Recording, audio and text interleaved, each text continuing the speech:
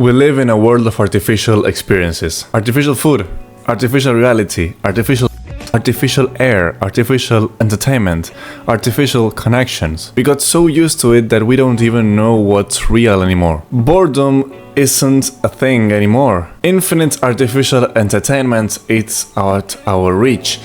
And it doesn't even take minutes or hours like it did when we were kids. Like waiting for our favorite shows to be on Nickelodeon or Disney Channel, or praying to whatever god we had in that time that our gaming console would finally read the CD and play our video game. Or looking forward to our vacations to finally experience that freedom we wanted. Those were good times, and I think that we can agree on that. Life has gotten so artificial that we don't even value the things that provoked us amazing feelings when we were kids. Everything we consume has gotten so weird that I wondered why I'm entertained by it.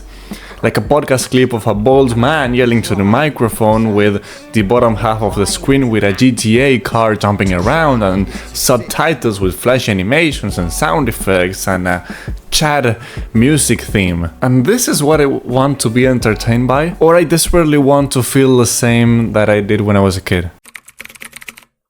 If your taste is well developed enough, you can tell the difference between artificial and real food, like the difference between a Big Mac and the best meal your grandma has ever made. Not only there is an incredible difference in taste and in the quality of the food, but also in how real it feels. Like when you eat your grandma's food, you can taste the realness, the love and the uniqueness of that experience. And when you eat a McDonald's meal, yeah, it tastes good, but you don't have the same feelings appearing. You know that you're eating 90% chemicals and 10% something kind of real. This is why personally I love to cook so much. I can escape this life of artificial experience by cooking something real with real food. And I know what is actually on my meal, and even better, I can get to share it with the ones I love. And maybe this gives me a glimpse of what it was like being a kid and sharing valuable moments with my family. And being of service with those I love has become a new way of enjoying myself. So real, so deep and so fun. When you were a kid, your mom had to drag you inside of the house because you were having such a good time outside with your friends. And now your mom has to drag you out of your room so that you can stop playing League of Legends and actually talk to them. And how we play has changed so much that now we have to tell people to touch fucking grass. And that is kind of disgusting to me. Because how have we let ourselves get into this point? And I'm not criticizing you, because I've been in the same place and this immersion to artificial experiences occurred very gradually, especially if you're an early 2000s kid, because we were discovering things, we were discovering new things, fun things that surpassed our limits of the things that we thought they were possible. And now the only thing that we know is grabbing our phone and scrolling through social media. Or instead of going out with our friends, we hop on a Discord call and talk to our friends while playing a video game. And this is also artificial connections, because you know that on a Discord call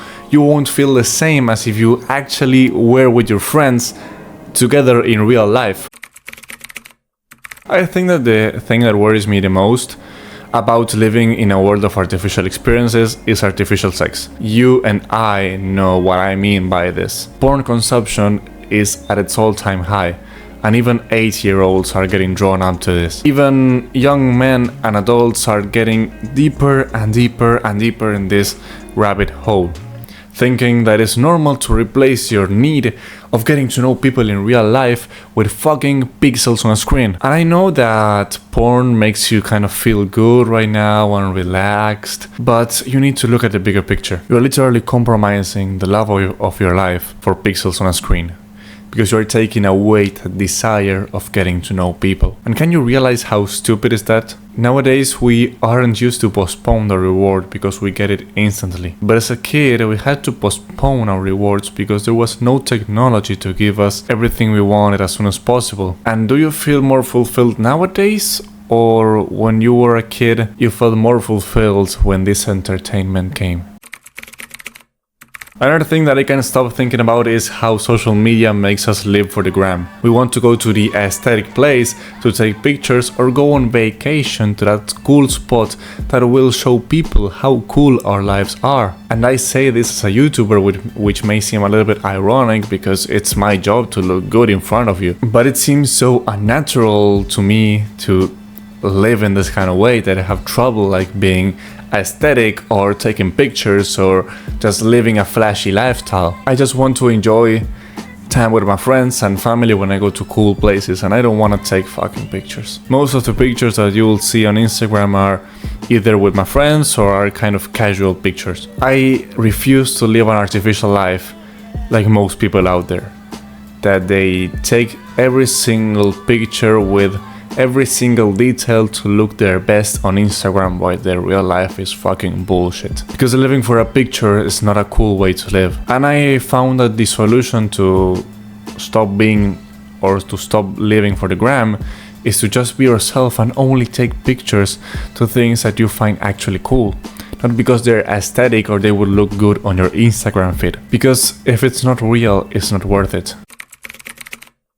Living an artificial life wouldn't be so bad if it hadn't taken from us our capacity to be actually good at something and being creative. Living an artificial life has led us to use all of our free time in these technologies and platforms, which naturally leaves no time to pursue hobbies or develop our interests. And if you think that you're good for nothing, you're probably right, but you can change that by obsessing over something you enjoy or feel curious about. That way you'll be a master of at least one kingdom. You may also think that you are not a creative person like I did, but I realized two things about this. Number one is, how are you supposed to come up with ideas if you're always numbing your brain with social media, video games, or movies? How are you supposed to have a healthy and functioning brain if you are feeding it garbage 90% of the time? And if you solve these two problems, you will become way more creative. You just give yourself time without distractions and give good fuel to your brain, not only in the way of food, but also by watching cool movies, cool videos, reading cool books, or going to cool places that inspire you. And ideas will start to come up about how you can create your best life or how you can create something. Because I think that dosing our artificial entertainment will lead to a much better life than to just consume as much as we can until our brain is fried. But also, there are certain ways to feel like a kid and feel real experiences. The answer is to literally do the things that you were entertained by as a kid. Like go on walks without destination, try to discover new places, find the best stick you can find, fool around with your friends, try new sports, learn how to play different board games, have real conversations with your friends and family, or talk to strangers who seem cool. Look at the beauty of mundane life. Open your eyes when you go outside, try to see every detail of your environment. Learn how to cook and discover the real taste of food. Connect with friends, fall in love, go as fast as you can on your bike and run as much as you can. Do stuff you've never even done before. Gather a few friends tired of everything external and get to the real deal. Be real and conquer yourself.